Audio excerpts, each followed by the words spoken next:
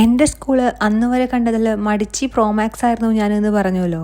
കരച്ചിൽ തന്നെയായിരുന്നു എൻ്റെ മെയിൻ ആയുധം, കൂടെ എൻ്റെ മുദ്രാവാക്യവും.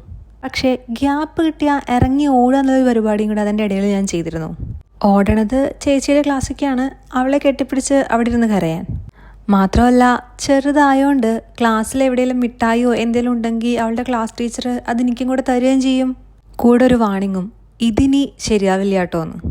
അങ്ങനെ ഒരു ദിവസം KGയുടെ അതിർത്തി കടന്ന് 1ാം ക്ലാസ്സിൽ കയറി കരഞ്ഞു വിളിച്ച എന്നെ എടുത്തുകൊണ്ട് പോകാൻ വന്നത് ഞങ്ങളുടെ ഹെഡ് മിസ്ട്രസ് റോസ്ബെൽ സിസ്റ്റർ ആയിരുന്നു. സിസ്റ്ററെ കുറിച്ച് ഇപ്പോൾ എന്താ പറയുക, ആള് ഭയങ്കര സ്വീറ്റും ജെന്റിലും എല്ലാം കൂടി ഒരു മിക്സ്ചറായിരുന്നു. പക്ഷേ അന്നത്തെ എനിക്കാണെങ്കിൽ അവരെ കണ്ട ചെകുത്താൻ കുരിശ് കാണുന്നമാരായിരുന്നു താനും. സിസ്റ്റർ എന്നെ ഈസി ആയിട്ട് തോളത്തിട്ട് ക്ലാസ്സിലേക്ക് കൊണ്ടുപോയി. പോണ വഴിയിൽ ഞാൻ നല്ലോണം റെസിസ്റ്റ് ചെയ്തു, കൈയിട്ടടിച്ചും കാലിട്ടടിച്ചും എല്ലാം. സിസ്റ്റർ എന്നെ തോളത്തുനിന്ന് ഇറങ്ങാൻ സമ്മതിച്ചില്ല. അവസാനം 2 കെട്ട് ഞാൻ സിസ്റ്ററിൻ്റെ തോളിൽ അമർത്തി അങ്ങോട്ട് കടിച്ചു.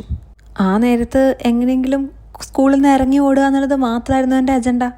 ആ ടെക്നിക്കിൽ സിസ്റ്റർ വീഴുകയും ചെയ്തു, എന്നെ താഴ്ത്തിറക്കേണ്ടി വന്നു. പക്ഷേ ഓടാൻ സമ്മതിച്ചില്ല, പിടിക്കാൻ വേറെ ആൾക്കാരുണ്ടായിരുന്നേ. ഇതിൻ്റെയൊക്കെ ഒരു ആഫ്റ്റർ എഫക്റ്റ് ഞാൻ അനുഭവിക്കുന്നത് സ്കൂളിൽ നിന്ന് പഠിച്ചിറങ്ങി പിന്നീട് ഓരോ തവണയും ഇവരെ കാണുമ്പോൾ അല്ലെങ്കിൽ കാണാൻ വേണ്ടി സ്കൂളിലേക്ക് ചെല്ലുമ്പോഴാണ്. റോഡിൽ വെച്ച് കണ്ടാൽ പോലും ഈ കഥയൊക്കെ പറഞ്ഞ് ഇവരെന്നെ കളിയാക്കും. പിന്നെ 10ാം ക്ലാസ്സും +2 ഒക്കെ കഴിഞ്ഞിട്ടും എപ്പോൾ കണ്ടാലും ഇവർക്ക് പറയാണ്ടാവുക അന്നത്തെ മുദ്രാവാക്യവും ആ കടിക്കഥയാണ്. എന്താണെന്നറിയില്ല, സിസ്റ്റേഴ്സിനൊക്കെ നല്ല ഓർമ്മശക്തിയാണ്. എൻ്റെ മുദ്രാവാക്യമൊക്കെ ഒറ്റ വേർഡ് പോലും തെറ്റാതെ അവർക്ക് ഓർമ്മയുണ്ടായിരുന്നു. തൊലിക്കട്ടിയുടെ കാര്യത്തിൽ എനിക്കധികം കോമ്പറ്റേറ്റേഴ്സ് ഇല്ലാത്തത് കൊണ്ട് തന്നെ കേട്ടോണ്ട് ചിരിച്ചങ്ങനെ നിൽക്കും ഞാൻ. ഞാനാ ഇപ്പോൾ പിള്ളേരെ പഠിപ്പിക്കാൻ പോകണമെന്ന് പറയുമ്പോൾ എല്ലാവർക്കും അത്ഭുതമാണ്.